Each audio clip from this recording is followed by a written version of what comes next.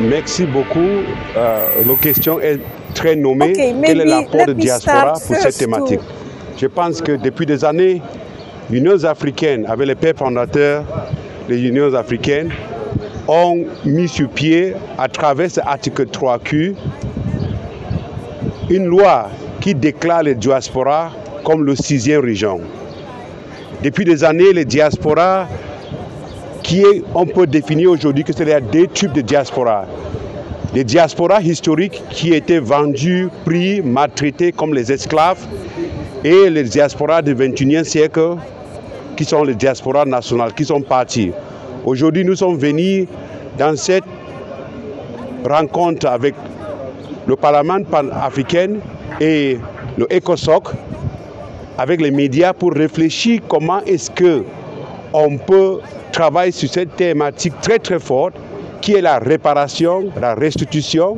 Et nous sommes venus en tant que les diasporas de 6e région pour dire on est prêt pour amener toutes les diasporas, non seulement les diasporas nationales, mais pour venir avec toutes les diasporas qui sont dans les pays tels que dans toutes les régions du monde, Asie, Brésil, Amérique du Nord, l'Europe et partout, toutes ces diasporas qui sont partis comme les esclaves pour amener 4 choses. Premier, c'est qu'il y a un véhicule qui nous fait rentrer dans notre continent pour contribuer pour le développement et la transformation structurelle, économique et sociale de notre continent. Le deuxième, c'est pour amener les compétences.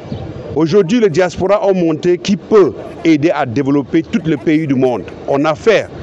Mais aujourd'hui, en tant que l'Afrique, qui est le continent du 21e siècle, ces enfants, tous ces enfants doivent venir rejoindre avec le Parlement pan-africain pour développer ce continent. La troisième chose, ce n'est pas seulement pour réduire les diasporas comme les remittances, c'est-à-dire que le fonds, les répatriés de fonds qui viennent dans notre pays. On dépasse tout ça. On veut venir avec les technologies, des savoirs, les projets de développement de notre continent et aussi de connecter des jeunes Africains pour ne pas traverser les mers pour aller partout au monde dès que le monde sont en train de piller les ressources de notre continent.